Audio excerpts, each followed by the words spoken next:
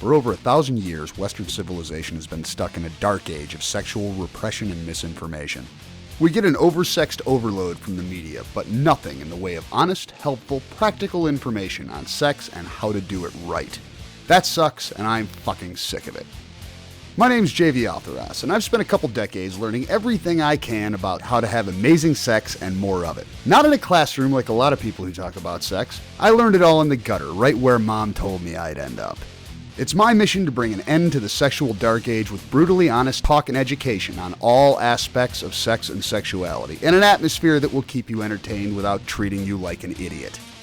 Shara and I are not doctors. Certifiable, perhaps, but not certified in any way. And that means we don't have to talk about vaginas and penises to maintain academic credibility. You got a problem with a vagina? Call a gynecologist. You want to learn more about pussies and cocks and how to make them happy? You've come to the right place.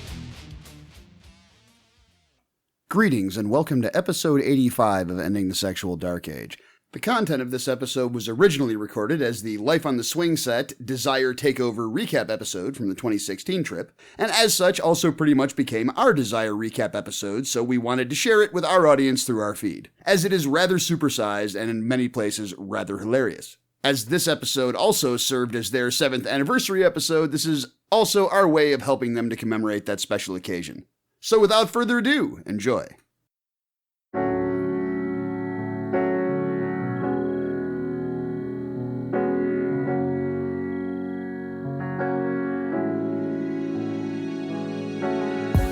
Tonight we celebrate two things. First, it is our 7th anniversary as a podcast. And second, our first takeover of Desire Resort last November. It's no secret that there's been some stuff happening in the world. As that stuff sort of started on our trip, we've been a little loath to revisit. But now, to celebrate our anniversary, we've assembled an epic podcast panel to talk about this thing, this special resort, this place unequaled in time and space, Desire Resort. I'm Cooper, and tonight I have with me... Hey guys, it's Dylan, and I am thing number 1 in the order of our podcast tonight. Number 1. Hi, it's Dr. Liz. Apparently I'm thing 2. Chris Pent checking in at thing 3. I'm Lindsay, thing 4, and my favorite number, so that's perfect. Well, hey. Shara, number 5. I wonder what that means in the lineup. And JV Altheras, thing number 6. In the coveted and spot. Please comment on this episode's post or tweet along as you listen with hashtag SS Podcast and our special hashtag for tonight, SS Desire. You can find us all on Twitter at Cooper S. Beckett, Dylan the Thomas, Sexpos Psych, Mr. Pent, that's Mr. spelled out. Lindsay, LYNDZI, still the coolest Twitter handle ever. Yeah. JV Altheras and JVS_Shara. And if you like what we're doing here, you can sign up on our Patreon page to throw us a buck or two every time we release an episode at lifeontheswingset.com/support. Pledge now and you can join us in our private online chat community and get notified of live recordings like we are doing tonight. We have a live studio, virtual studio audience. There we go. Or don't get notified until like 5 minutes before we do it. You know, that's way. Part of the fun, Dylan. It's part of the excitement of being a Swingset patron. Is to drill. Yeah, you never know when suddenly there may be a podcast for you to listen to. Isn't that exciting? I think it's exciting. See, that's why you have to be in the chat client so you get those notifications. Yes, hey, we're just gonna do a live podcast right now, so you should join us. And as we are talking about our Desire trip tonight, I'm going to get it out of the way right here up front. ssdesire.com is where you can go to get information about this year's trip, and it is November 4th through 11th. I think that's correct. You're correct. Excellent. Off the top of my head. ssdesire.com, and you can join us, and we are, as of this moment, over 50% booked. Woohoo. Holy cow. Shit, I need to reserve my room. Oh my god. The website says 51%, so I think it's technically right. That is the best kind of correct, Dylan. Technically correct. I have to figure out who my swinger husband's gonna be this year. Ooh, I'm crossing my fingers. Oh. Whoever brings me the biggest ring pop gets to be my swinger husband this year. Oh, so you have to get it special made by that company that makes the giant gummy bears? Yeah, size does matter. Damn. Especially when it comes to ring Competition. pops. Yeah. She's keeping you on your toes, Mr. Yeah, it's fair. That's fair. So we have with us tonight a wonderful collection of people who all pitched in and helped make Desire 2016, our first takeover, really extra special. I would call it a raging success. A raging success. A raging yes. success. And I would like to start because I spend a lot of time in my daily life even talking about this ethereal quality that desire has that makes it indescribably special. And the best way to start a podcast, I think, is to ask people to describe something that's indescribably special. And I know we did a little of this on our Live from Desire podcast, but I want to start with Dylan. Oh, God damn it.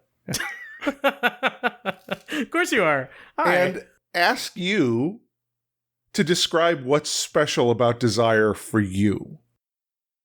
You all know I put together really nice and comfortable spaces where people have the best chance possible to get it on and have a good time. And Desire comes preloaded with all that stuff. But the thing is, it's not just because it's beautiful and warm and everybody's like put significant effort into getting there or anything like that.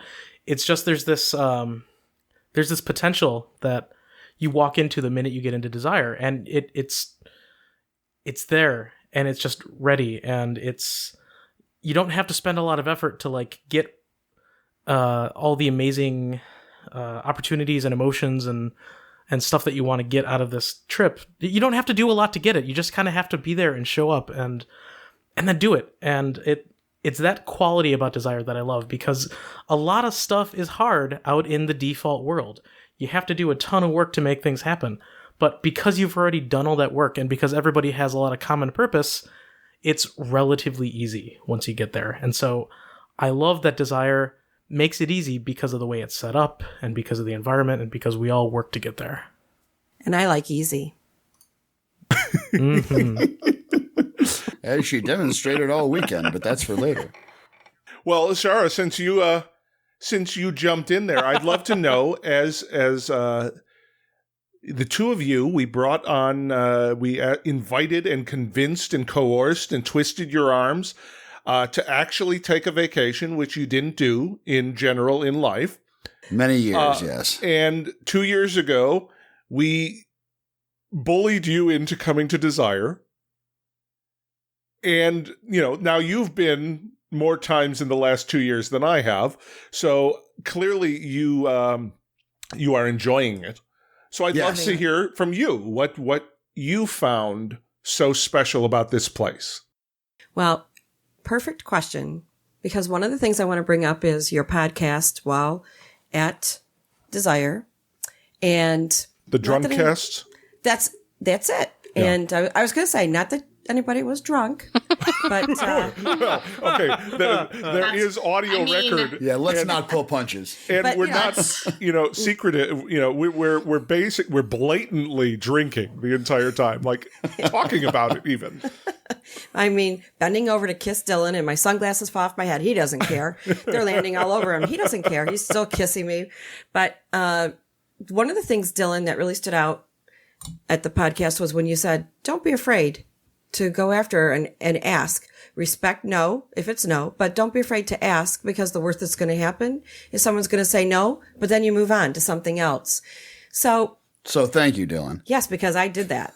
After that, when you brought that up, I was looking at the foam party and I told JV I wanted to go down to the foam party because I wanted to approach someone, because JV gave me a lot of firsts on this last trip. And, yeah, a lot. So there was someone there that, we had kissed a few times and I thought she was really hot. And I certainly know JV thought she was really hot. So I decided to ask her if she'd like to join me on our bed for a flogging, because I know JV loves giving floggings. And she graciously said yes. And I would probably not have had the guts to go and ask somebody that had you not made that comment. So I want to thank you. But obviously, desire is a huge opportunity for us to get to relax. We're so busy with our business all the time. And even though we are, hosts with you and we help you out any way we can, it's still a vacation for us. It's just a great way to get out and for people to enjoy themselves. We always tell our listeners, if you're worried about how to pay for a vacation, the most important thing is to try to save and go to a place like Desire. Mm-hmm. So, and you guys make it happen. You guys really make it all happen. And there's a lot of work behind the scenes that people probably don't realize what you do, but thank you. Well, that's the goal, that they never notice. Because that means it just feels like it's flowing. Yep. Right. Find Dylan on the beach relaxing, or Cooper and Ophelia on the beach relaxing, and, just know that they're relaxing now, but they've been busy doing something. I mean, who makes dungeon furniture in 3 days? Right? That was amazing. Desire Resort, that's who. Yes. Yeah, and this is actually kind of a perfect day for us to be talking about this, because Shara and I just spent an entire weekend rolling as a crew with Duncan and Mrs. Duncan, Swinger Doc, Sexy Pixie, and Maximus and Gabriella tearing up a bunch of fetish clubs in Rhode Island, of all places, at the Fetish Fair Flea. Very nice. That's very awesome. Nice. Yeah, so we're very much in Swingset mode right now. But I was pressed while having a conversation to come up with a concise way to describe desire, and the best thing I had was Pervert Fantasy Island. I like that. I forgot about that. I like that. Yeah, it was certainly transformative for us, because it started the path, and it took actually several trips and several times stepping away from our company to get a little practiced at it. The first year we had a great time at Desire, but there was a lot of intrusion from the outside world. So we have become better at preparing and, setting things up in ways that allow us to disconnect a little bit more. And now we're down to basically an hour a day on the phone for business, which, for business owners, that is a major victory. And we keep that to the morning, and then get to spend the rest of the day partying. And it has been transformative for us and allowed us to mentally and emotionally go in new directions. And Cooper, just so you know, getting away and coming to visit you and Ophelia which was weeks lovely. ago, yeah. That was awesome. It was a great time. But getting away and doing that, we wouldn't have probably done that so easily without going to Desire to teach us what we needed to learn about our business and breaking away from it all. So this weekend's trip that we did and then in Chicago, we were able to really get away from it all. And so that's wonderful to hear. Yeah. And it was a great time over there at your place. Thank you for having us. Our pleasure, believe me. Okay, who wants to go next? I'm not going to call. I'll go. Yeah. Yay. Mr. Penn, throwing it down, raising his hand, so excited, holding his arm up with his other hand. Yep, yeah, the blood drained out. Ooh. Yeah. So it's interesting because all the sexy times were so cool and amazing group sex and all that, but some of the hold on, I want to take a moment. Sorry, Mr. Pent, and point out the amazingness of that statement. Amazing group sex and all that, but I mean, we know from last time I'm good at downplaying the importance of that, but it's about the whole experience. That's kind of my point, that I made some awesome connections with people that I still keep in touch with, and I have great feelings for, and can't wait to see again. And it's I made some really awesome connections. I got to have some new experiences that I just it was such a comfortable, relaxed and laid back environment that it just felt natural. And yeah, sure, I kissed a couple of dudes, and that's something I've never done before, and I felt great about it. And it was yeah, this is a really cool space that it kind of provided, and especially with the swing set kind of bringing that vibe. That was really important to me. Well, there was a lot of dude kissing in general this year. Yeah, yeah. I think conspicuously that much. Yeah. Yeah, that was really cool to see. Being my first time, it took me a while to kind of really relax into it. But then, Friday hit and we did the podcast, and then I feel like the atmosphere had a shift that afternoon. Everybody was like, "Oh, we need to make shit happen." And so, shit happened, and it was good. Sprint to the finish line. It's the last helicopter out of Saigon there at the end of the trip. You need to make sure you're on it. You need to figure it out, because a lot of people do like to play that long game, especially on their first trip, because it's like, well, I've got all the time in the world, but then there becomes this moment when you no longer have all the time in the world, or I'm being a little too shy and not putting myself out there enough, and now it's like, oh well, if anything's gonna happen, I guess I need to get over that shyness. Well, I'm pleased to say that over the years, as when you come back, again and again, Mr. Penn, because I know you will. Over the years, your I need to get over that shyness part moves up days and days and days. Right. So I think I'm somewhere around Wednesday now when I realize, okay, time's running out. The sands through the hourglass are happening. That's improvement, I guess. It is. I hope to one year just be the whole week. I need to, do the thing the whole week. How about you, Dr. Liz? Wow. So I had no idea what to expect when I went to Desire, because I've never really been in the swinger community. And so it was going to a new place and a new community and a new set of expectations all at the same time, knowing like a very small number of people, including my swinger husband. So I didn't have any idea what to expect. And as my van rolled up, there was Sexy Robert in his booty shorts and bow tie. Oh, Sexy just Robert. Standing out there. Man. Making us all look bad. Right? Making everyone look bad forever. And it was unlike anywhere I have ever been. And I've been to a lot of sex parties and a lot of sex positive spaces, and especially the vibe from our group and how body positive and queer positive and like how wonderful the people on that trip were made it so much more comfortable than I think it would have been for me at any other time or with any other group of people. And seeing everyone like just having fun and exploring and having it be a space where you really can do whatever the fuck you want within certain limits, of course, and get your wishes filled was just, it was amazing. And the staff was so wonderful. The staff was great. They were always super helpful with anything you needed. And they love flirting with the customers, which makes my day. So, well, they've gone out of their way to let us know that the staff routinely tells upper management how much they like our group and how different we are. And JV and Char, I think you were telling me this, that they said it was because we all seem to genuinely like each other.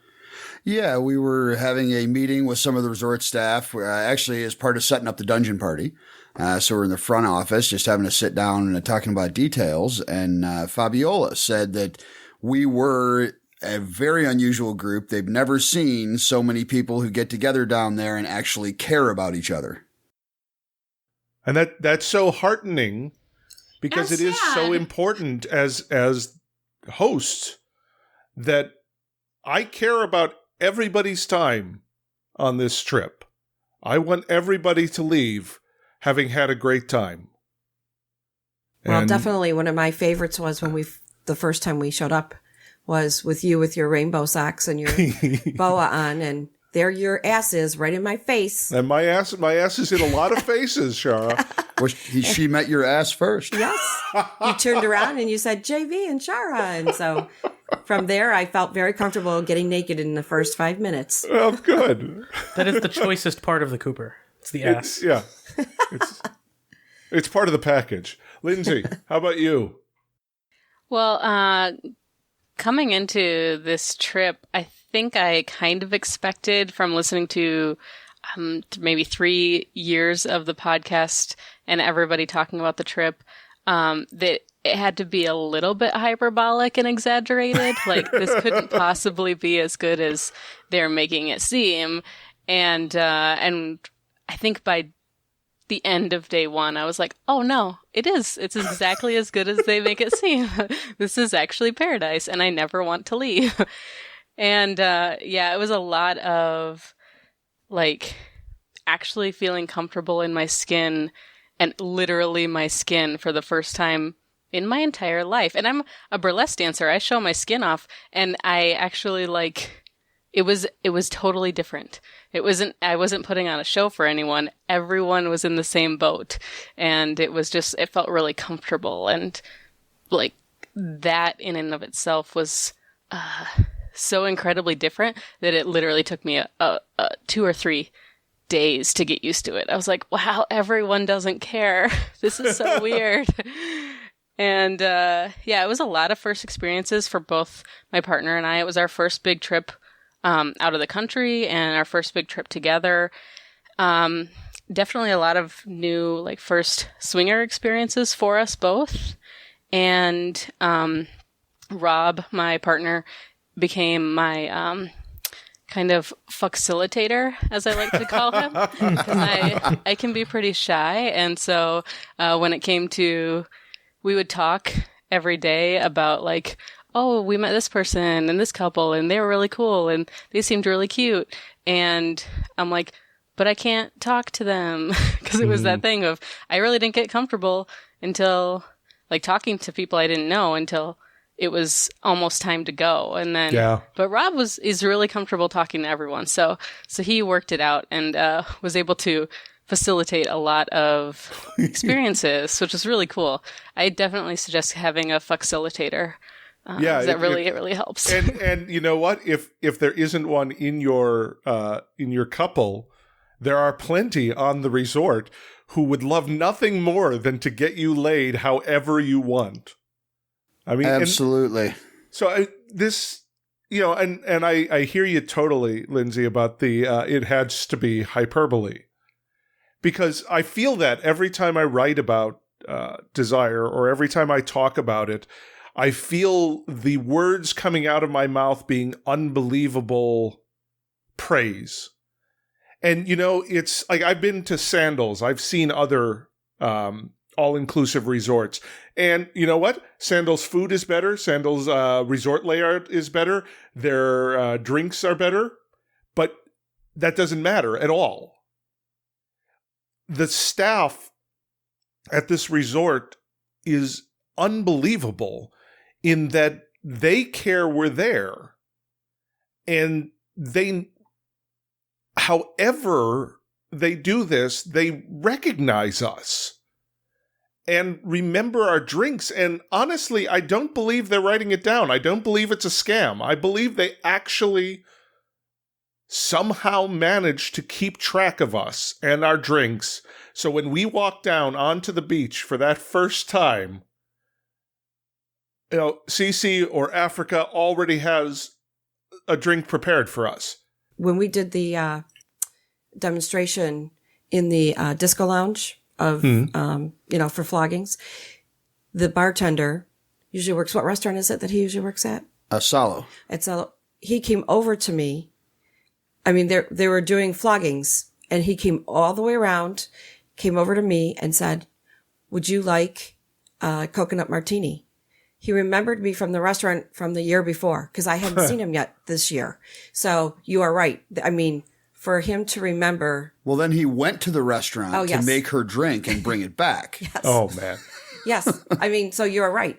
I do not believe that they like write things down, because he was not one of the, one of the management team. He was one of the bartenders. Yeah, it was Jamie. Yes, Jamie. So anyway, I just wanted to share that because it was true. So when I've been going to this resort for 6 years now, I went 1 year with Sex is Fun. They did a very small group, and that was exactly 6 years ago today. I saw the Facebook reminder thing of, okay, we're on our way.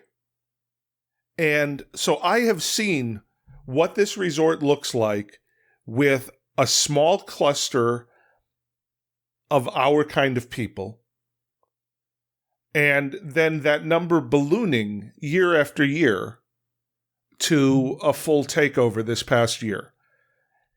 And, I refuse to take credit, because a lot of people try to give me credit, but I refuse to take credit because it's not about me, it's about them. And it's about the fact that we have somehow managed to tap into this incredible vein of positivity and compassion for each other.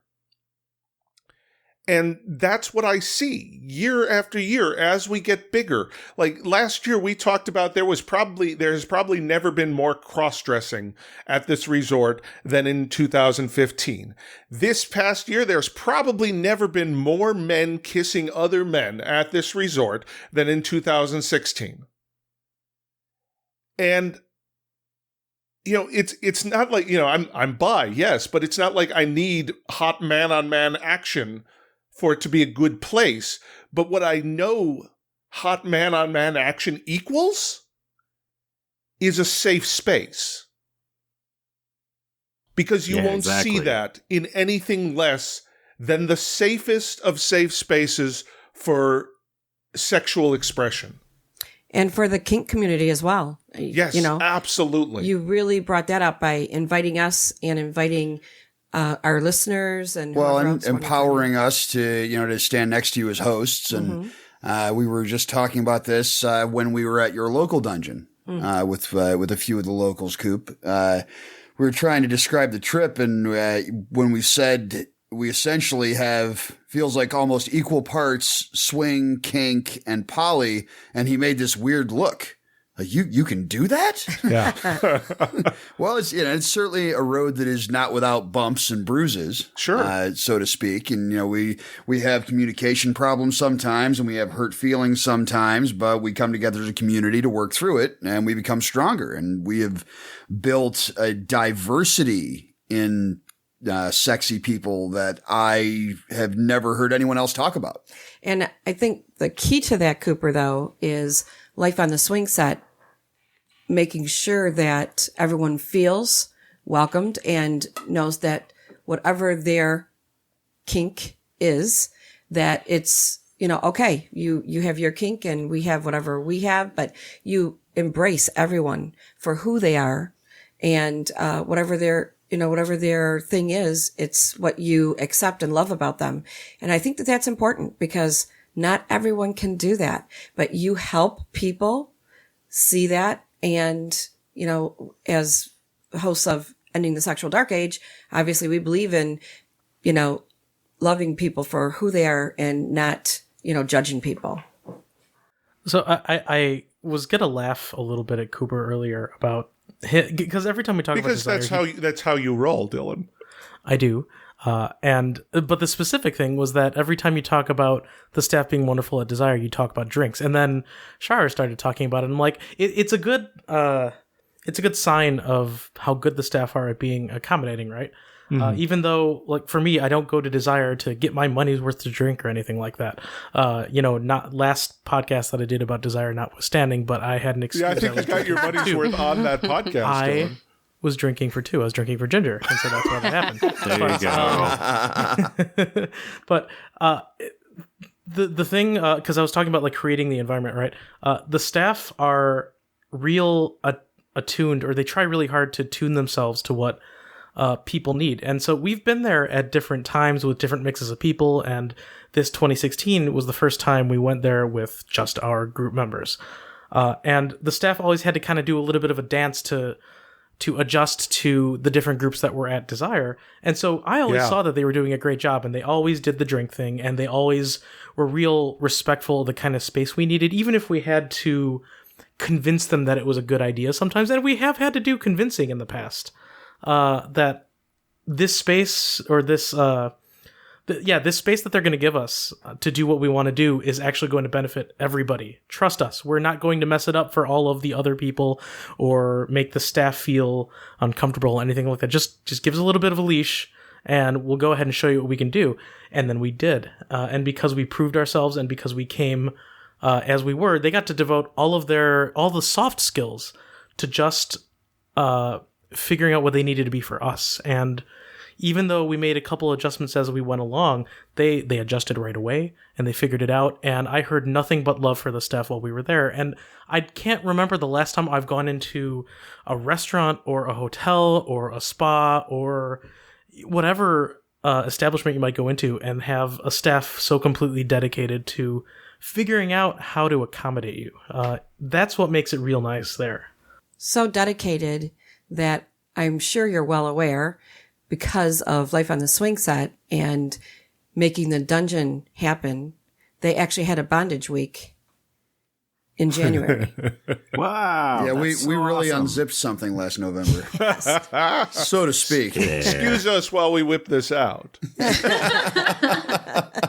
I do want to, we're going to take it to a commercial in a minute, but I do want to mention one thing because it just keeps coming back up on social media, and it's very important to me that you understand I did threaten to kick someone off the resort this year, and it was for an offensive display on election night. And what's really important for me to get across is that I am dedicated to the safe space of the majority on this resort. And if your little goofball display upsets a huge amount of people, I'm going to talk about it. If something that someone is doing upsets a large amount of people, I'm going to talk about it. And it's because we are bringing people that are being allowed to be as expressive as they want about their sexuality and their often oppressed desires to this resort. And if they suddenly don't feel safe because you feel like a joke is more important than that, I'm not going to back down on that issue. I was kind of angry when I heard about all that stuff happening. Not necessarily because I didn't know what happened. I heard about it second and third hand, which honestly is a good Do we want to say what happened? Yeah. Oh, okay. So I wasn't going to, but if Dylan wants to, go ahead. I mean, I feel like we're talking around it, and those who are listening to this podcast that weren't here or that weren't at Desire might be saying, like, what the fuck are they talking about? Yeah, what did I'm someone gonna agree. do? It's real stupid to talk about it, to bring it up if we're not going to actually say it. So somebody started walking. Okay, we know that this vacation happened during the United States elections, and we know Trump was elected during the election. And somebody decided, somebody apparently not an American, decided to wear a Make America Great Again hat and kind of walk around the resort and an American flag onesie and cheer every time Donald Trump won a state. Right. So while there were people sobbing at the bar. Yeah, so all I want to say about that is there is a lot that can be said for allowing for discourse and freedom and all that stuff. And I know that you said you want to like keep the safe space for the majority, Cooper. I'm real careful about using that kind of language when I'm talking about keeping a place safe, because quite often the tyranny of the majority ends up oppressing people that we don't even think about. And so like Trump supporters, do you really want to take this stance here?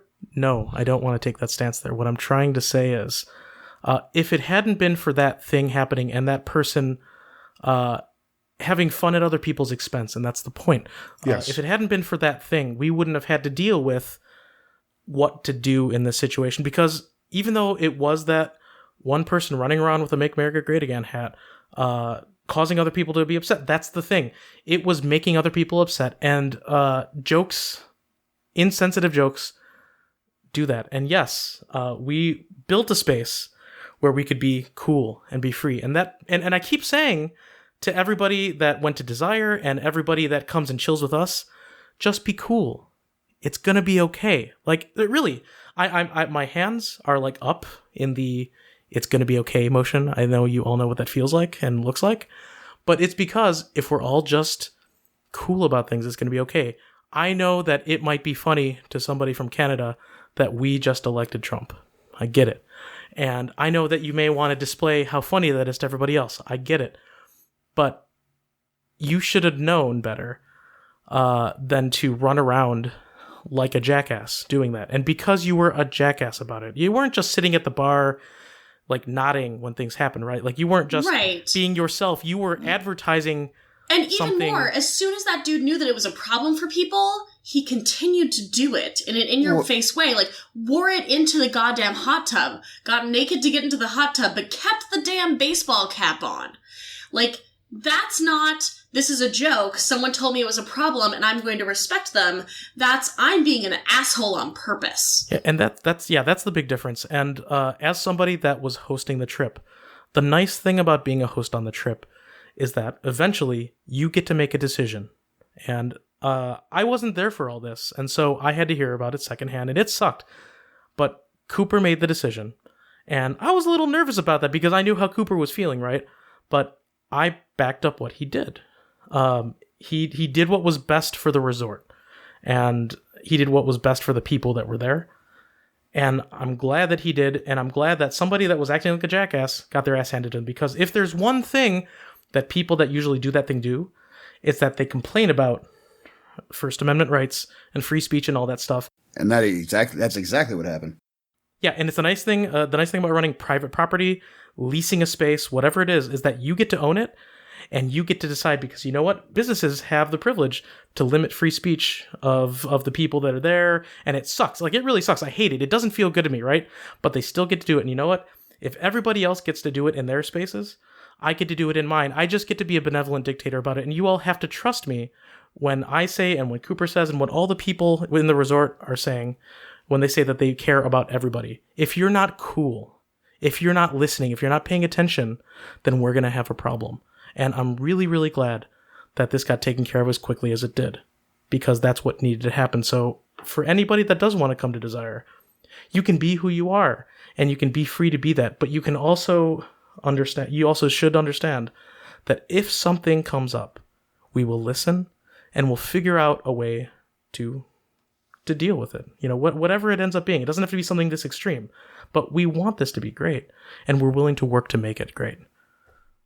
Have some empathy, don't be a douchebag, and you'll be fine. Yeah. Yeah, and not for nothing, you know, Dylan, you happen to be otherwise occupied while this was going down, but Cooper actually sought me out for a second opinion before he did anything. And, you know, I tend to have kind of a scorched earth policy, once I figure out shit like this is going down. And it was far beyond, you know, a joke in poor taste. You know, I've been the asshole at the party who accidentally makes a joke in poor taste, and it's all about how you react to it. You know, if you say, I didn't realize that would offend people, I apologize. That's all it takes. And especially in this group, you will be forgiven. But, I mean, the irony of sitting in Mexico invoking the First Amendment of the United States Constitution. When you're a Canadian! Yes. Yeah. So that takes a Trump vote. Rich. There's a lot going on there. It's so many layers of douchebaggery. Like, I'm a pretty seasoned troll, and I gotta say, like, you weren't quite doing it right, man, okay? Yeah, so, and then there was the double down. You know, so we had the opposite of what you would generally consider a responsible reaction.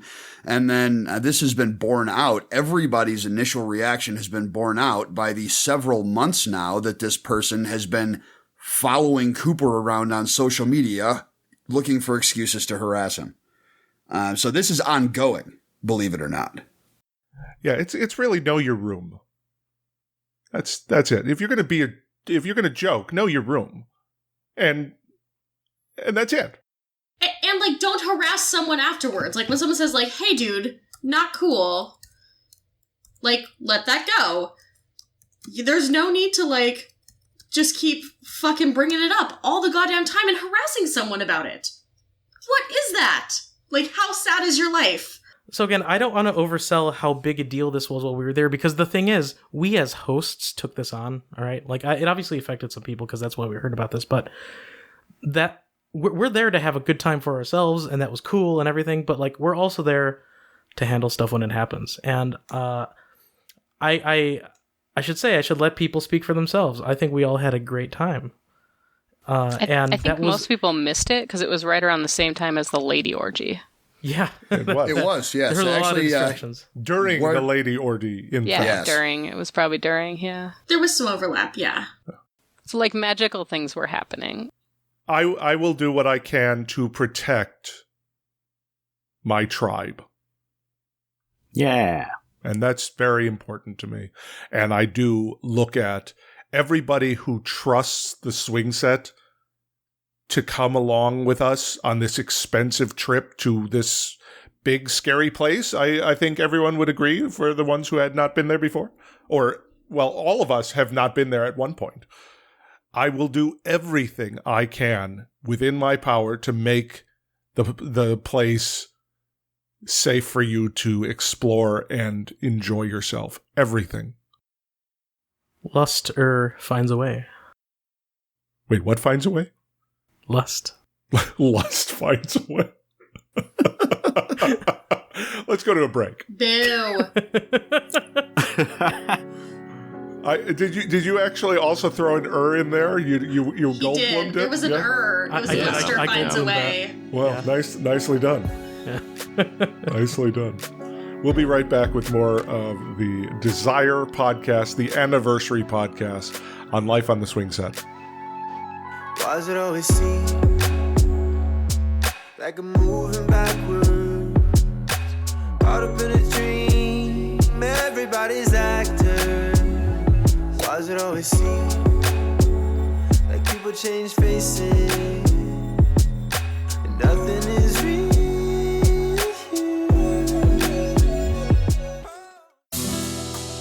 Life on the Swingset wants to take a moment to make sure you know about the Center for Sexual Pleasure and Health, which is celebrating its 7-year anniversary with Curiosities, an auction to support the CSPH. Curiosities takes place on April 28, 2017, at Machines with Magnets in Pawtucket, Rhode Island. If you can't get to New England, you can still participate on their website, thecsph.org, and look for Curiosities under Events. The CSPH is a wonderful organization and a 501c3 nonprofit dedicated to providing culturally inclusive, medically accurate, and pleasure-informed sexual health education through professional development, trainings, work with medical providers, and community engagement events. The Swingset supports them, and so should you. Go to thecsph.org. So do we have an order here? We do. We do. It's going to be Chris, Dylan, you're after me. Lindsay is after Chris. and then Cool. Shara, and then Right? JV. Actually, I think we're going to do this properly. We have to do a begat structure.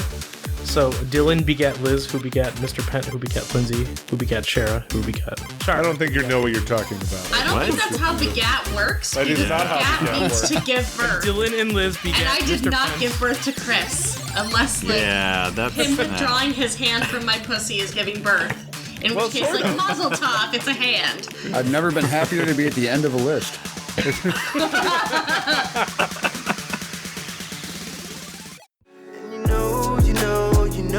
I've seen better days. Welcome back to Life on the Swingset, the podcast. We're gonna take it in a different direction here. I want to ask for greatest sexual experience, something new, something exciting, something different, something you've never done before. Anything in that spectrum from everybody. I could start with Dylan again, but he freaked out last time I did that. So I'm gonna ask for a volunteer. I'll get it out of the way. Let's do this. Okay. So I had my first organized gangbang experience. I've been in a lot of sex parties where I got a lot of attention from several people, but this was the first time that I was like, I am the main event and everyone will pay attention to this main event. And it was fantastic. It was great. nice mixture of different people doing different things, and it was like people came in waves, so that it wasn't like a bunch of people standing around me, which could get real weird and creepy, but it was like a few people, and then they left, and then the next wave came in, and then they left, and then the next wave, and it was beautiful. And I think it worth mentioning, your gangbang was under the stars on a rooftop. Yes, it was. Like, a lot of people's gangbangs are in a small, double-wide hotel room. So, no, it was under the stars on a rooftop next to the hot tub. Everyone was super respectful. So even people who had not intended to be a part of it came over, made sure it was okay to watch. If they wanted to participate, they asked in a very open and respectful way. It was really wonderful. That's awesome. And it was fun to watch as well. Thanks. And participate. And participate. I'm never certain how, just throwing stuff like that out on the podcast. Well, will be received. It sounds like a certain percentage of the resort came through at some point, so, just you can assume. Some just people on this podcast game. probably were participating. So are we trying to put a statistic on market penetration then? Yeah, nicely done, JV. Thank you. Yes. So who would like to go next? Shara and I are sitting here pointing at each other, but I'm going to make Shara go first because I own her. Well played, sir. Thank you. Okay, so play my MasterCard. I had a lot of firsts on this trip, and so one of them is I had never had the opportunity to be fucked with somebody fucking me with a strap on. So, and I'm also kind of shy. I know you don't believe that, but I am. So,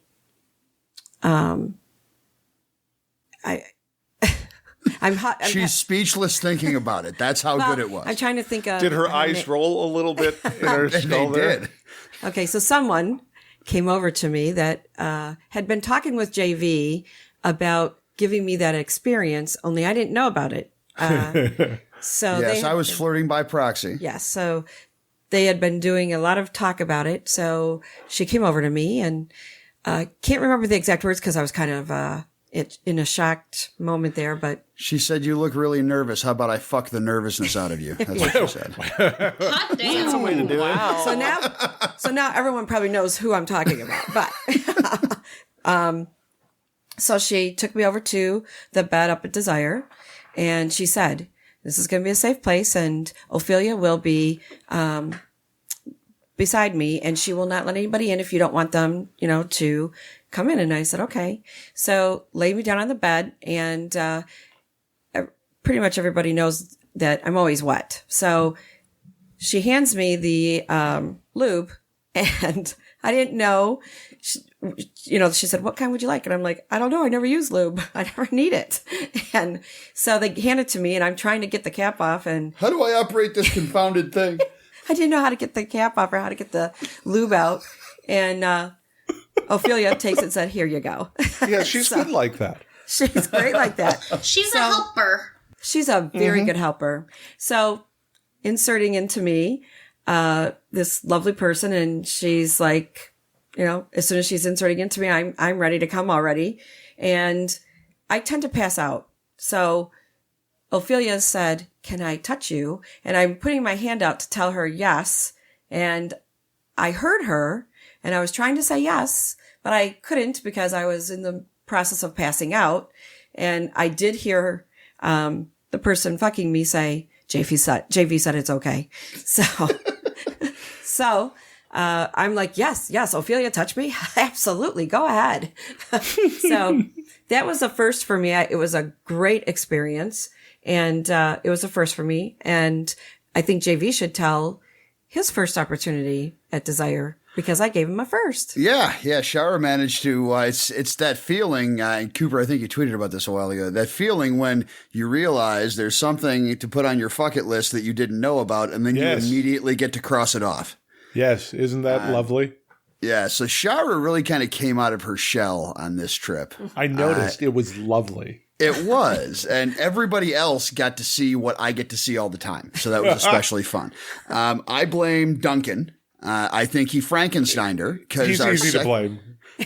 Our second night there, we had dinner with a few friends, and then we went back to the room to get a little kinky. And Shara got her first good working over with a violet wand, which went extremely well.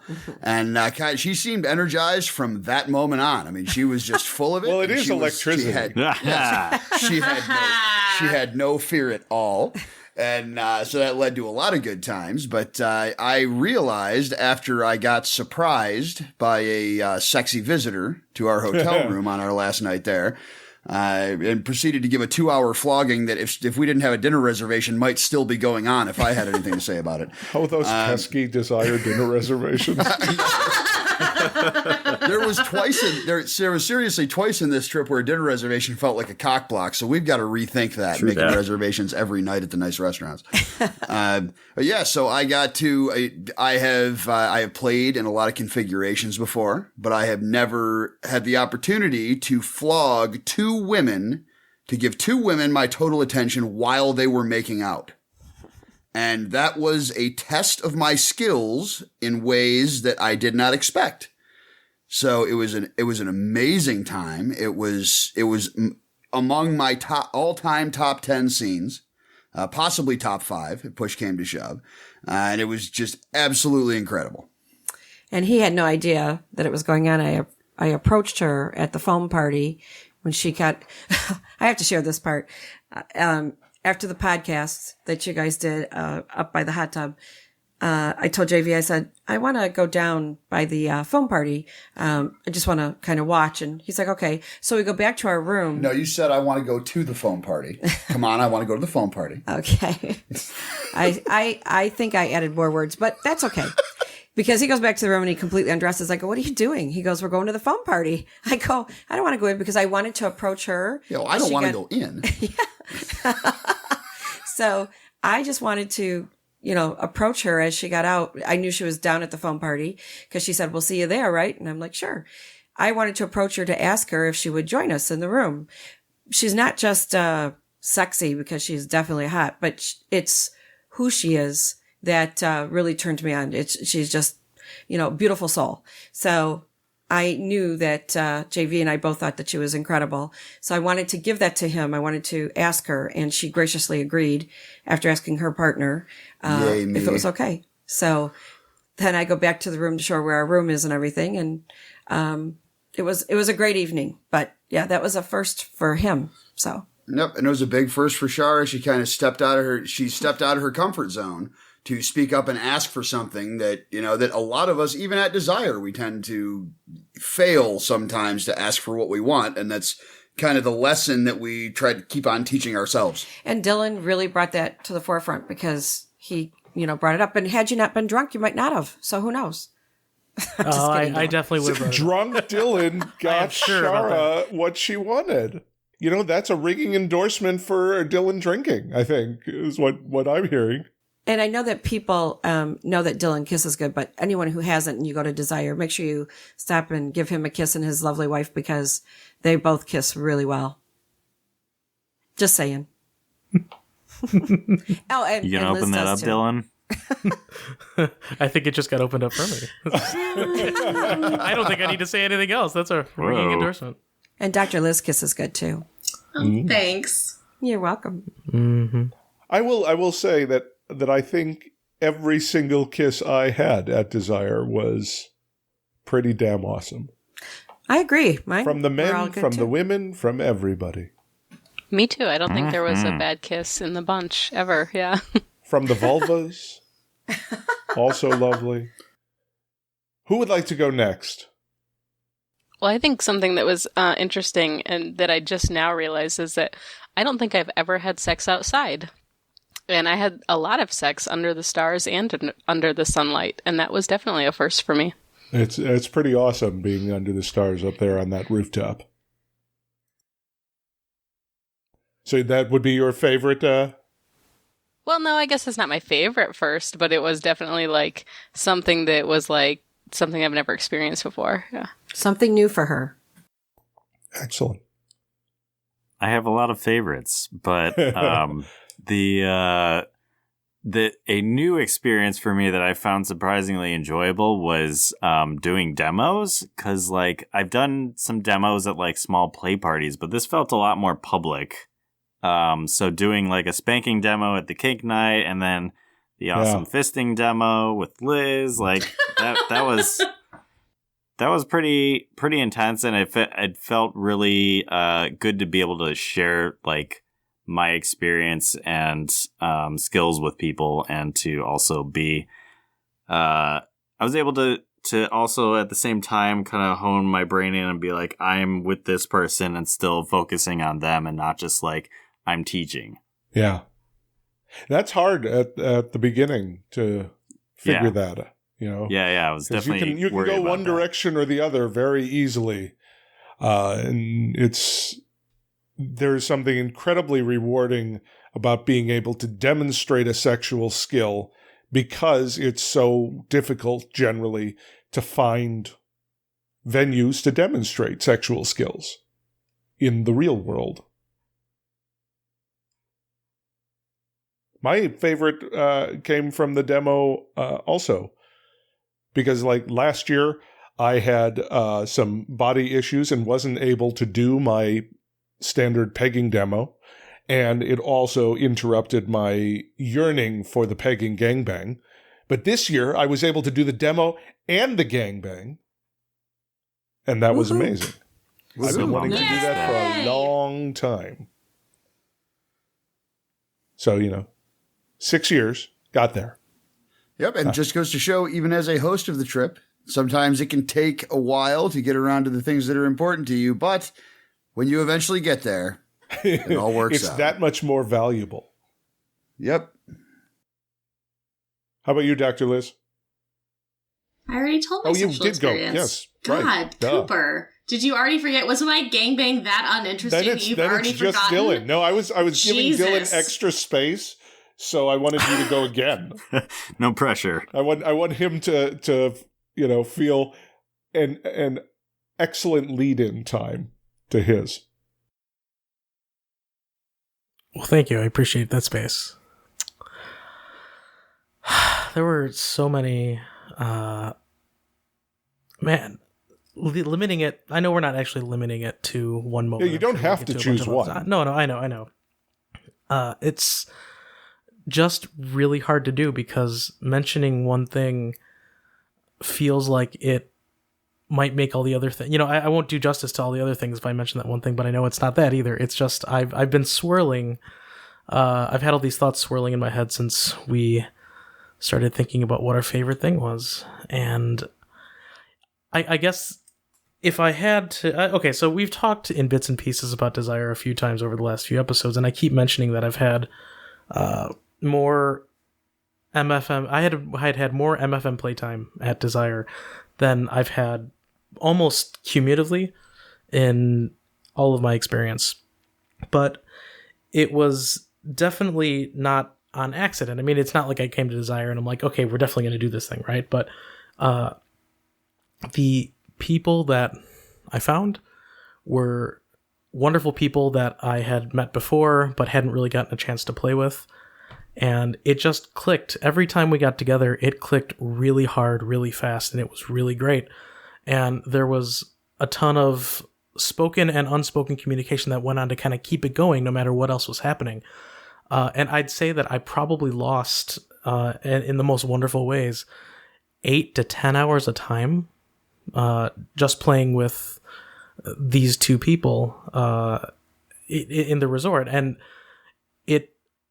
I hit a point where I actually realized, hey, I'm spending so much time with these two people that I'm having a fucking great time with, that I actually want to get to spend time with other people at the resort, because I declared, hey, let's make a date later. And so I actually started making dates later, because I knew that if I didn't, I was going to end up not spending time with them. And so this is both the first time that I actually sat down and made actual play dates with people at the resort. By the way, you should do this. I definitely had been giving that. Yeah, I'd been giving that advice and not taking that advice just because I love to let things figure themselves out. But using this as a tool really helped. And it was Dylan, the first time. Damien pointed out in the chat that you should also consider breakfast and lunch dates. Yeah. You know, and I know you did, because I remember running into you as you were trying to figure out if your date was at 2 o'clock or 3 o'clock. Yeah, it was pretty great. And so it was great because of that, and it was great because I just enjoyed spending time with... I hadn't spent this much time connecting with an individual or a couple of people at Desire, and it just happened this time, and I would be lying if I even tried to say that I wasn't looking forward to seeing these people again, so... It was real cool, and that's in a sea of real cool moments that I had. And I think the planning a date out is actually, it's a helpful tool, because then instead of just kind of being like, oh, are they free now? Can I kind of like try and like propose playing now? Or are they going to want to go and do something else? Like, it kind of takes the question out of that. And it's like, oh yeah, we do want to do this. Let's do it then. Yeah, and there is a tendency to like try and seize a moment, or see when someone's not busy, so you're not being intrusive. But sometimes waiting for that moment, you can spend the whole trip. Yep. Yeah, and I want to pull back to tools for a second, because I was about to say I want to pull back to tools for a second. And Damien has helped us with our tech tools for quite a while now, and it's been amazing.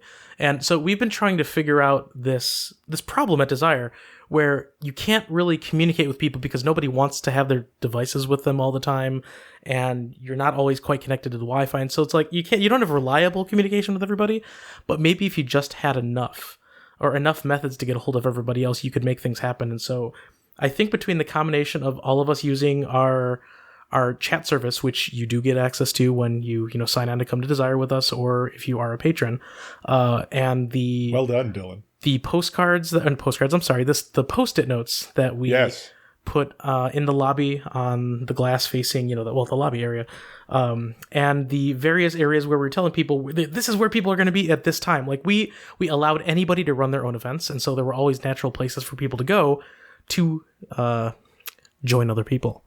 And so I think the combination of all that really worked well. And there may still be tweaks here and there, but like I'd go so far as to say I think we might have come really close to solving the Desire communications black hole that happens when you get there. Because like sometimes you won't see somebody for 2 or 3 days and you don't know how the fuck to get a hold of them. Yeah. If you haven't like arranged it ahead of time. I think that's a problem that we solve now. I think the Post-it notes were great too. Yeah, observation about the Post-it notes. Based on the topics and the number that were still up at the end of the trip, we may want to try and appoint a minister of gangbangs for the next trip, because there were a whole lot of unfulfilled gangbang wishes based on those Post-its. It is definitely the most requested thing on the Post-it board was, I want a gangbang, and often mentioned a specific twist on the gangbang. Yes. Which was really cool. And having the women-only orgies would seem to, if scheduled a little bit, free up some cock. So, there may be a scheduling opportunity there. It's synergy. Yeah. Spelled S-I-N, of course. Synergy. Yeah. Maybe a few extra N's, I think, even. The N is for more extreme sin? Yes. Extra. Is that how that works? Yeah. The more N's you put in it, the more extreme it is. So we're going to take another break, and we'll be back with more discussions of Desire Resort on Life on the Swingset, the podcast. Don't need all the answers, just tell me what life is for. One day I'ma wake up with a reaper at the door. Don't need all the answers, just say anything at all. I've been praying for a minute, I've been waiting on your call. Welcome home. Those words and a glass of sparkling champagne welcome you to Aphrodite's Resort and Spa, a place of pleasure and debauchery, situated on a strip of white sand beach on the Riviera Maya. 111 couples, including some old friends, have descended upon this resort for a week of the finest food and drink, meeting and flirting, and getting down and dirty with friends and lovers alike.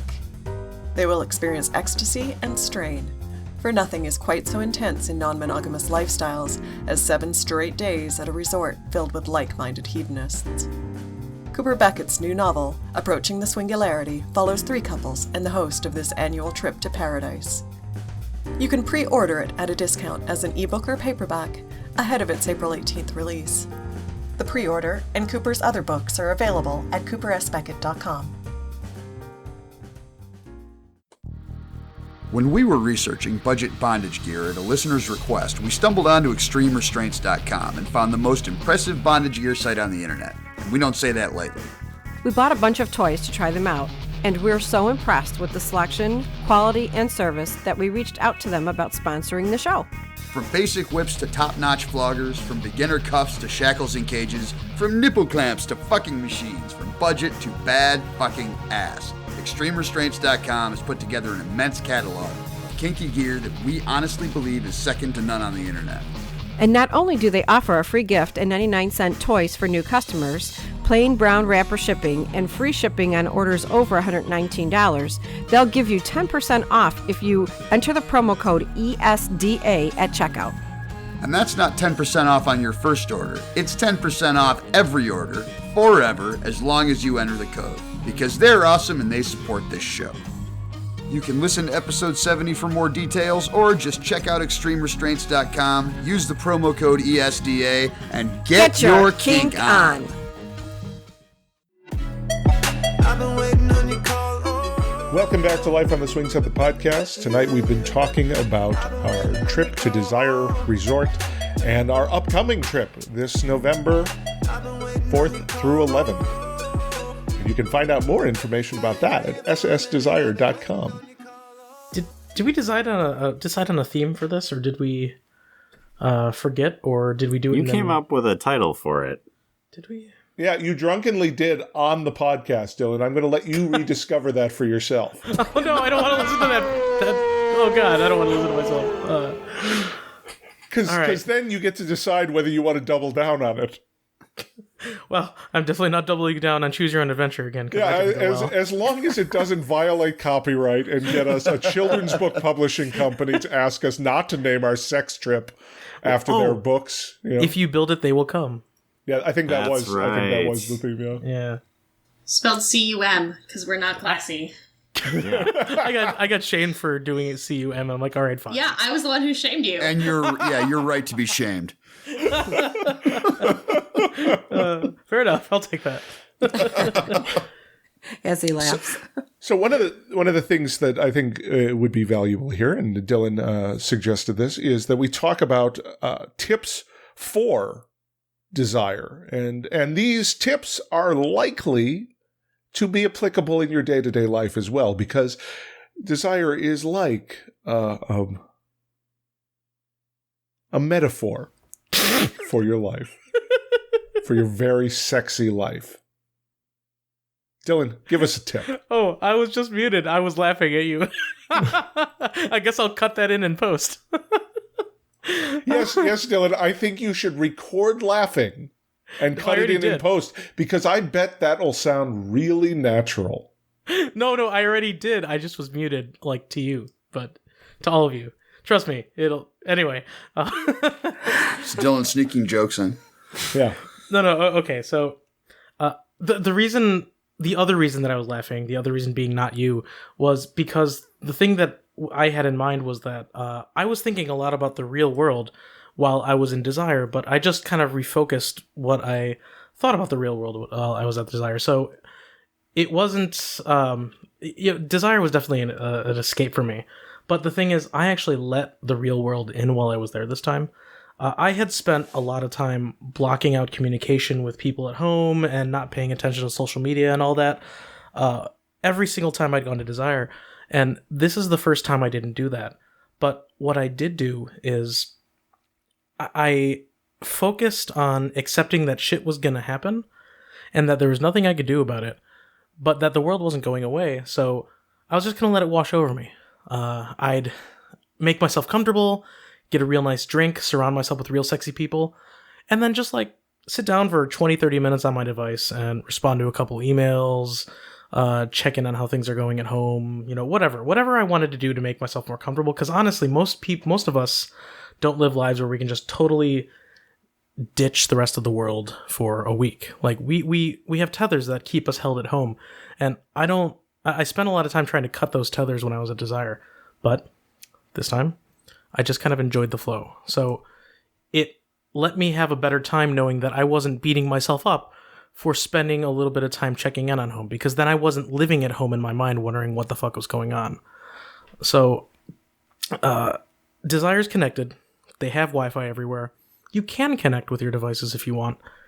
Just don't feel bad if you do or if you don't. Just find a way to be comfortable with it, and then go with it. Because there are other people that are going to be doing more or less stuff online than you are, and it's cool. Like, nobody's going to get on you for having your iPad out reading, the New York Times or, a comic or something like that while you're on the beach. Do what you want to do. Like, you're supposed to do what you want to do there. And if checking in on the rest of the world makes you feel better, then do it and then enjoy. And then go fuck someone.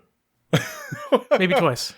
Well, Dylan, I feel like that falls into the general don't yuck my yum. Like, some people want to be online. That's fine. They get to make that decision. Some people don't want to be online. That's fine. They get to make that decision. You have to respect that everyone gets to make their own decision about what level of connection feels good for them in that space.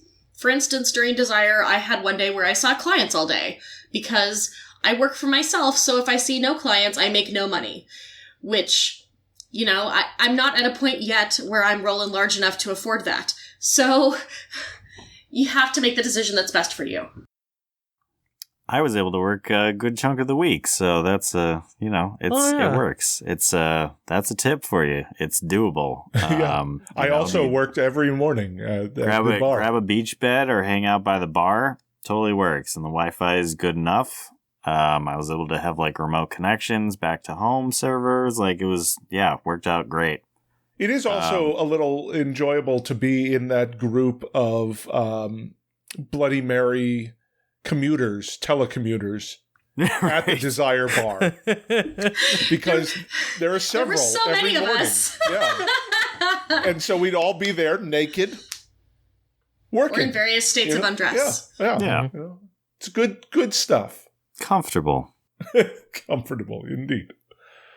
I mean, I think it over and over and over, the ask for what you want thing is the most valuable bit of advice for Desire. Because it is an intense place, and if you're a shy person by default, it's really easy to fall into ultra shy. To see that this is this big, intense place and sort of slide backwards into even shyer than you would be at a play party.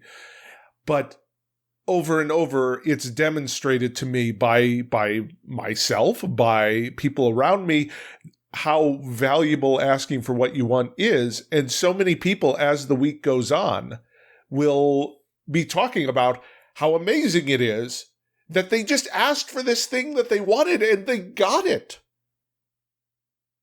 And that's such the valuable lesson there, is you're not always going to get it. But you'll get it a lot more when you ask for it than if you don't. Can I tell you something I asked for real quick? What did you ask for? I asked for more opportunities to host things that I enjoyed doing, and I fucking did it, and I loved it. The karaoke kicked ass. By the way. I loved doing that too. Karaoke was so fun. Oh, we got to do it in the lobby on a big projector screen in the lobby. Next year that's where all the karaoke goes. In the lobby. Yeah, don't bother with the club. Yeah. It was pretty fucking great. great. The club was not. The lobby was the way to go. Yeah. Mm-hmm. When that's really, you as a host or as someone coming who wants to teach a class or present a skill, or even host a discussion, well, yes, absolutely. Please tell us. But the important thing about that is that if you're going to feel like it's a burden, then go enjoy your vacation. Don't bother. It's not, it may be awesome, and I may really want you to do a class, but I want you to have fun more than that. And I know that I stress many years about the amount of events I was hosting. And a lot of it was that I didn't want to put the pressure on anyone else to do that. But this past year, we had so many people volunteering to host events, people on this podcast, other people in the audience and on the trip. And I was able to relinquish that, and everyone talked about how much fun they had presenting. And it was so rewarding to me to be able to give them something they wanted to do and relax a little bit more myself. And I think, Cooper, that you bring that to another tip, and that's like if you're new coming to SS Desire, along with Life on the Swingset, is to go to a lot of the events, especially if you're shy, because it allows you to see some of the people over and over again and to talk to, say, you or Dylan, somebody that's hosting the event. But it gives you a chance to get to know people and you become more and more comfortable. Me, believe it or not, as a shy person, it really did allow me to do that more and more each time. So JV and I attended, awesome. I think, almost every single event our first year. Yeah. So, and we still attend a lot of it, that even though we know a lot of things. Yeah, you never know. You're going to sit down next to someone at an event and you may fuck them later tonight. I mean, it's possible. Exactly. Who knew? That's excellent point. At the event. Excellent point there. Never rule sex out at Desire. Well, and I think too, like, there are so many different things that happen. Try going to something that you might not go to otherwise. Yeah. Because you may not think that you personally want to do fisting, but seeing something new happen that you've maybe never even thought about before can be really fascinating and open up your mind in new ways and help you think about things in a different way. So give it a shot. Like, take a chance, do something that you might not ever otherwise do, and see what happens. When one of the things I heard over and over was that the dungeon night was actually wonderful for people who are very curious, because they could go up and be in the safe outer space, the observation area. Yes, and one person came in. They came to the demo the day before, and I said, if you have a desire, you want to try something out, but maybe the person that you're with doesn't want to or isn't ready to, feel free to ask us. And we had plenty of tops more than willing to do a flogging or whatever. Yep, So we had several skilled service tops that went so well. We've been involved in a lot of dungeons. And I will say I did not volunteer enough to partake of those service tops. So that's part 2 about that, is like, just raise your hand and try it. If you don't like it, you can stop. Oh, definitely. Absolutely. I think the nice thing about the service tops is they're always checking in. If you decide, I'd like to try a flogging, they ask, do you know what you like? Have you had enough experience or none? Then they'll do it very gently, and so you could get an idea if you like it. But the one person who had never had it done, she definitely was having a good time. I know what you're talking about. And I got to flog my wife pretty vigorously in front of everybody, and I enjoyed that. But I really enjoyed watching the other doms do their work, because like, I don't do it all the time unless somebody's asking me for it. And so I keep picking up things every single time I watch all of you work, and I'm pointing at you, JV, and I'm virtually pointing at everybody else that may be listening to this that was involved. Like, I fucking love watching people do their work, because I find stuff that connects, and it makes me a better top. Introducing people to new things and kink play and stuff is literally a fetish for me. So like, I'm all about it. Well, before we wrap up tonight's podcast, I got one more quick tip. Go on. Watch out for the seaweed. That's where the sand fleas hang out. Dude, Yes. real. For Yes. real. Okay, yes, good point. Bug spray, bug spray is as important as sunscreen, I think. Yep. Yes, and if you are a former guest with us at SS Desire, please feel free to send any tips you may have to me at jvauthorus@gmail.com. We will be going through, weeding out duplicates, and next year's guidebook will be a little heavier on the guide. Yes. So I do want to thank a number of people who really contributed tremendously to our trip, aside from the lovely folks on this podcast at the moment. My partner, Ophelia, Dylan's partner, Tonya, Duncan and his partner, Damien and Angelica, Kat and Flick, Sexy Pixie, Swinger Doc, Naughty and Pet, Jackie and Gord, Rope Master and his lovely, Sporty Nerds, and the fantastic Jim from Shar Travel, who helps ensure that we can keep doing this. And every single person who has come on this trip since we started it in 2012. It is this because of you, because we are, as a group, so game and giving and generous and open. It's what allows us to make these big leaps at a resort that has oftentimes been fairly traditional swinger. There is no way that they would have attempted a dungeon night had it not been for JV and Shara really spearheading this project. And we have been working so hard to make it more and more inclusive, more and more the kind of place that we want to spend time at. And that is why we push them to this year allow gay couples to come. Because we're taking it over. If anyone's offended, they can go fuck themselves. And I just want to ask, it's happening, right? Like, this is going to be a fully queer-friendly trip, right? I'm going to keep announcing it until we get gay signups, and then it'll be just fine.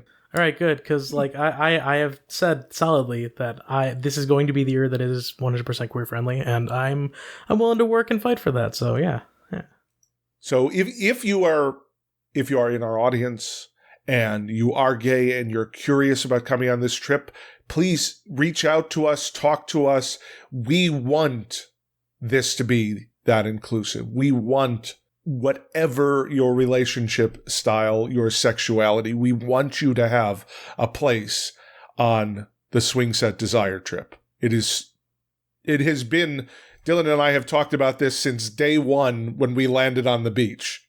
Of course, our language in 2012 might have been a little different, but it would, yeah.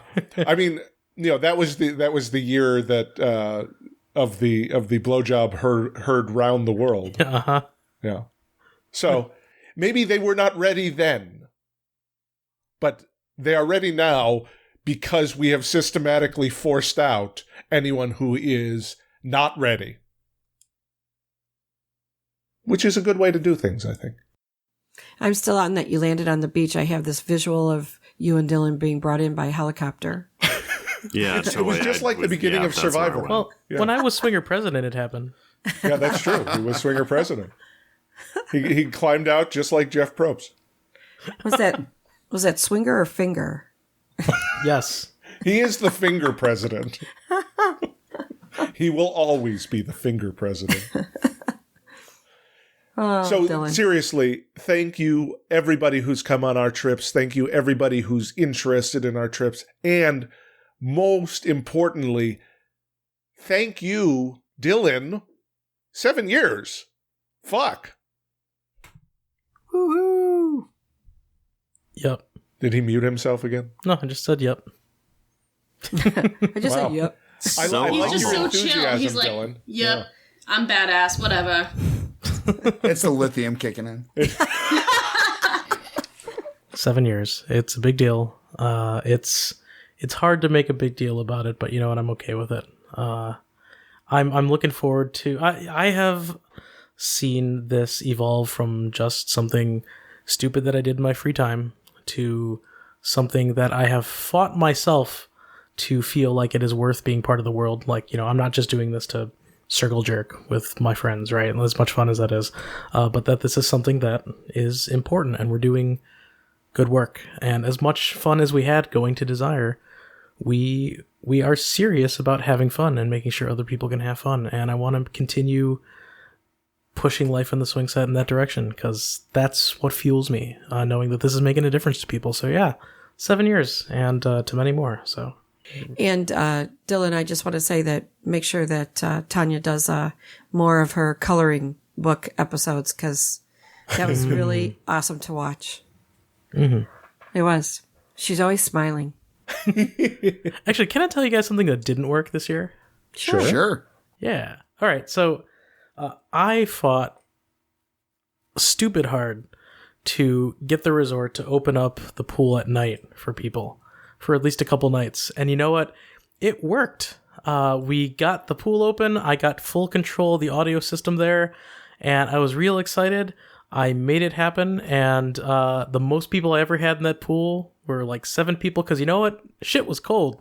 Yeah, very cold. Yeah. I didn't think about that. And so like I got plenty of people to like dip a toe in, and they're like, nope, that's it. Yeah. Nope, I'm out of here. I had not thought of that, and so I tried it. It was great. That sound system is wonderful once you put real music on, but just didn't work out. So maybe what's going to happen this year is I will actually take some time to DJ one of the late afternoon pool sessions, or maybe even one of the foam parties. Who knows? But I definitely will not open up the pool for a night swim. I'll just find something else to do at that time of night. And I just don't know what else there is to do at that time of night. And maybe you guys can suggest something. I think with all of us sitting here right now and the listeners, I'm sure we could come up with something. Does it start with O and end with orgy? Yeah. I mean, that, doesn't it always? Had a few of those. So, JV and Shara, where can they find your podcast? Our show is Ending the Sexual Dark Age. You can find us on iTunes or on our website at sexualdarkage.com. And I want to mention that we are going to have a Desire Week sometime. I don't know when that's going to be, but we are totally going to play the Ending the Sexual Dark Age episode that was recorded at Desire during that week. Oh, awesome. Thank you. Yeah. Yep. We could make it the week with this podcast. We could make it the week with this podcast. And then if we're going to do that, we're also going to play the Gentle Perfect Social Club that we recorded at Desire. So, well, if we do that, then we can bump this podcast to Friday, which is much closer to our anniversary than Wednesday. Do a Sexual Dark Age on Wednesday, do Gentle Perverts on Thursday, and then do this on Friday. Are you saying that the Swingset will get down on Friday? I think we will. I think you guys get down every day. When are you aiming to release this one? Next week. Okay. Nice. Cool. Nice. It is next week. Also, yeah, next week. First weekend in March is our. Oh, actually, sometimes I space out a little bit. We did not actually record at the resort this year. Really? Oh, you recorded post. That's right. My fault. Yeah, we'll release your post one. Okay, cool. Yeah, we'll get together on that. Yeah.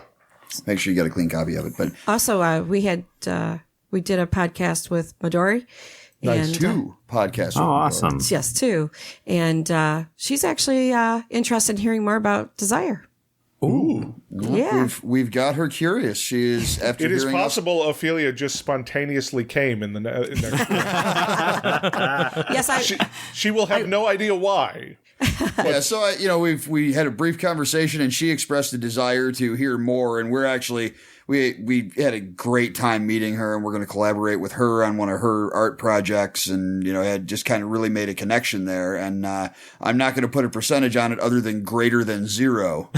She may be joining us next year. Well, she brought it. I like we brought it those up odds. to her. Yes, we brought it up to her, and mentioned it, and then before the ending of the podcast, she, said, I'm interested in getting more information, talking to you guys about it. So, and she did text me this morning. So, I'll let you know. But yeah, I think it'd be awesome to, and she would fit. She would just fit right in. Oh, without question. She's awesome. Yeah.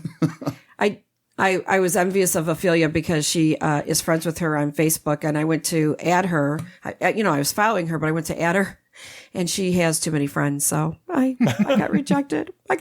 Lucky Ophelia. Oh, Facebook. Ophelia actually had Midori do a chest piece rope bondage on her. Oh, nice. Yeah. Nice. Well, we got to sit in on a couple of her workshops at Neela, and her facial expressions are priceless. But anyway, the main thing was that she was interested in desire, and I thought you might like to know that. Yeah, absolutely. Dr. Liz, where can we find you online? sexpositivepsych.com, or you can find my online classes at sexpositivepsych.teachable.com. Excellent. Lindsay, we didn't talk about this before the show. Would you like to plug anything?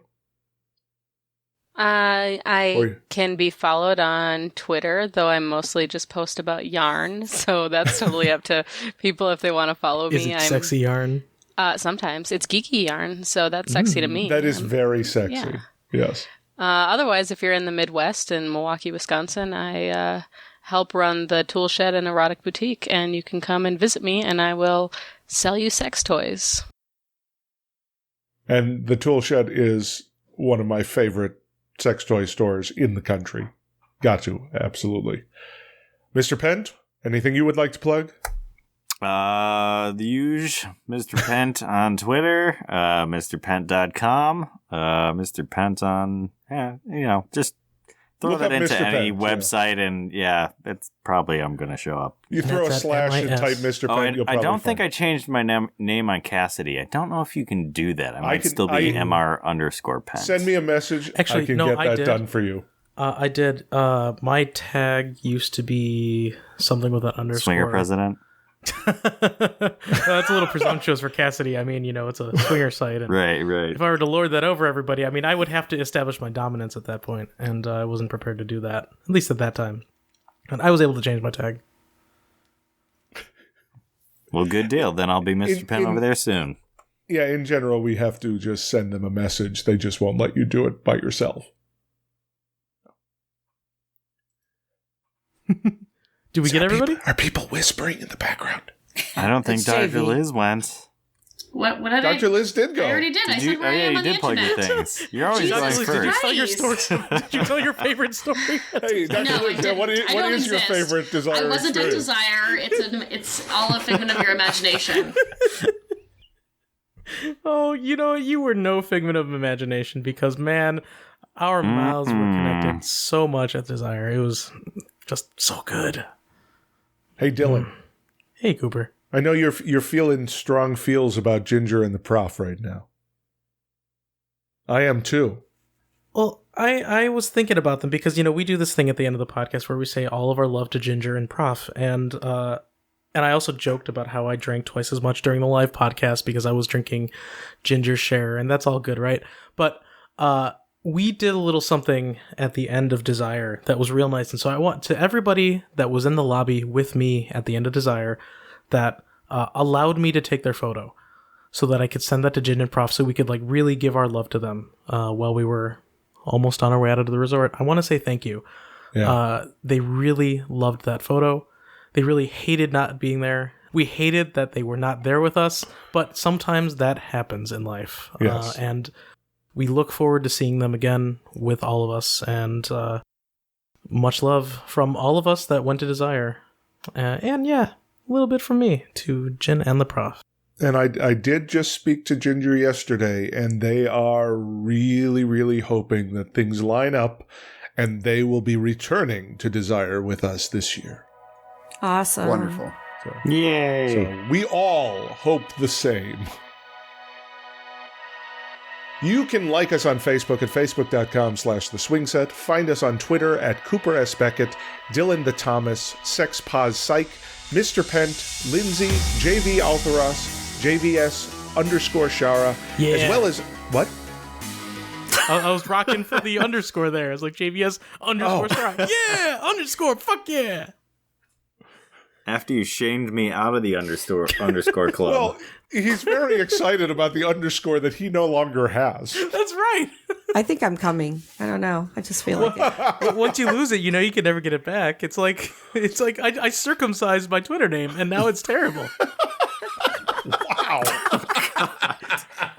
I just lost all the pleasure I got from that underscore, you know? I'm never going to get that back. Oh my, Dylan. That's why I keep changing my name. I keep trying to get back there, and it's just...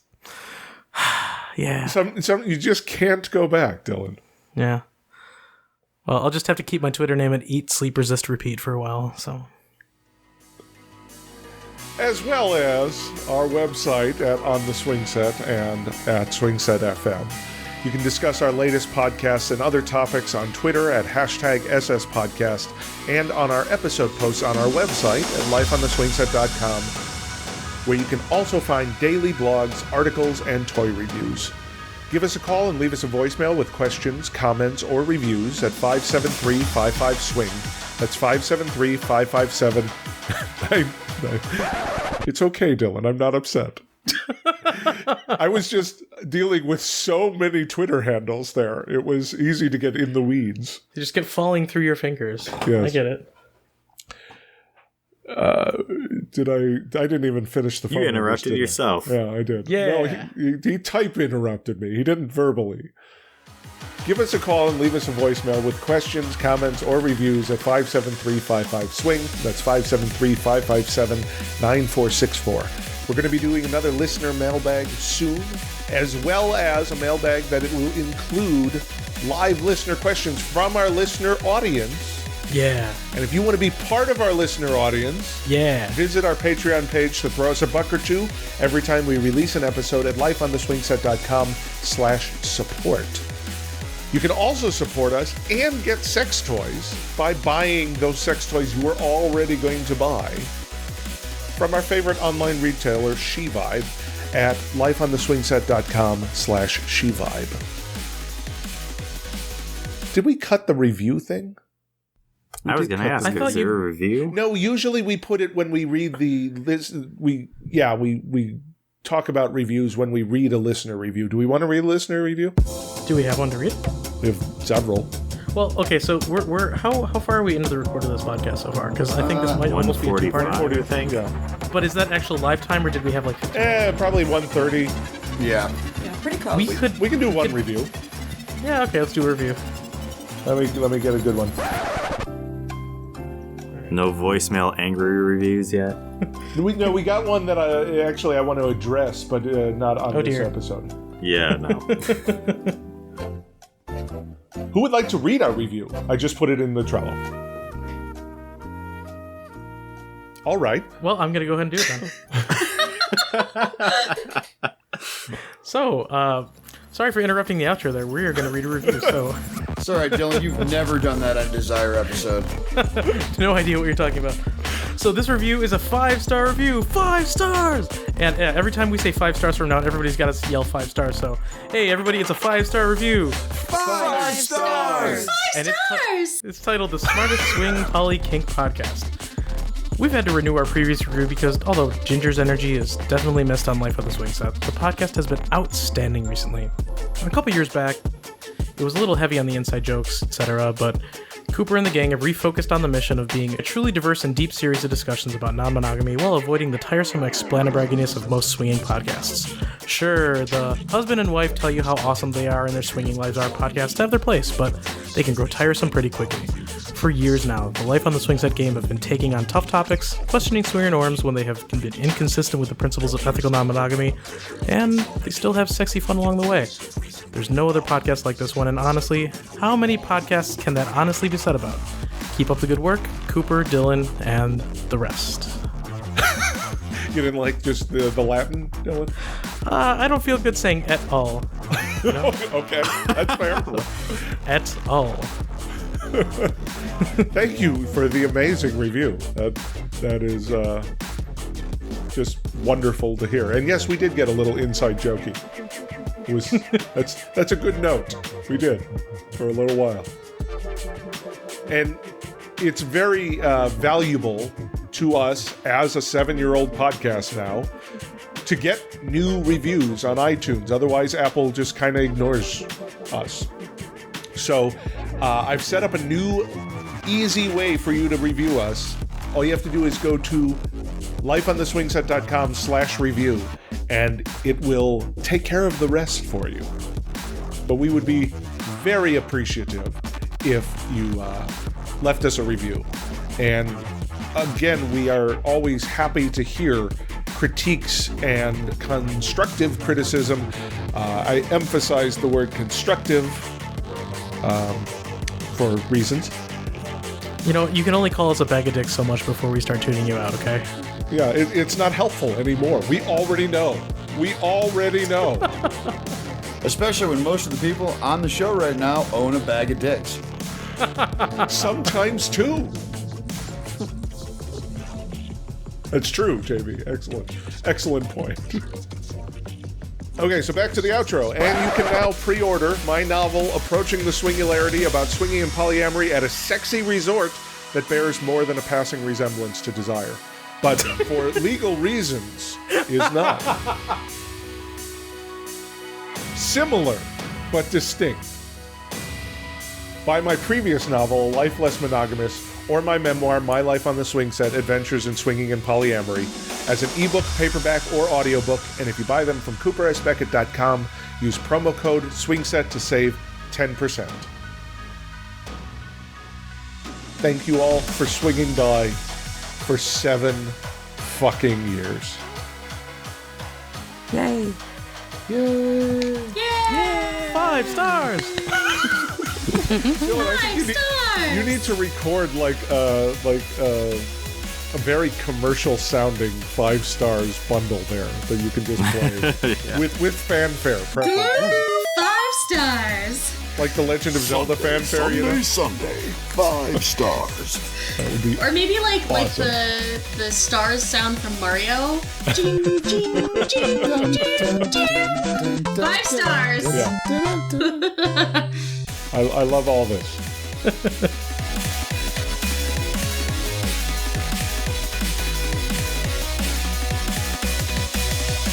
Hi, this is Princess Callie, author of Enough to Make You Blush and founder of kinkacademy.com.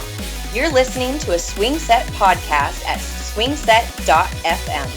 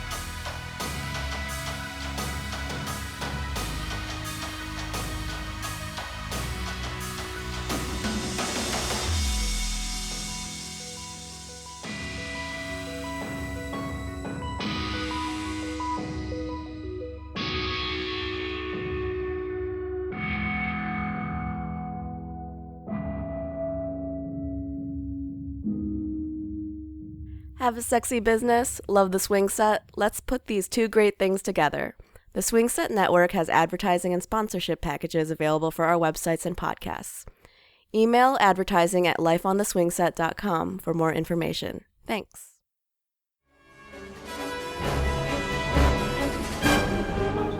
We don't make fun of Canadians. We appreciate our Canadian friends. Hold on. What are you doing? What's happening? I'm raising Dylan! No, microphone away. Okay, is it an intervention now? Dylan, I misread the room. It is an intervention, but it's you and it's the outro.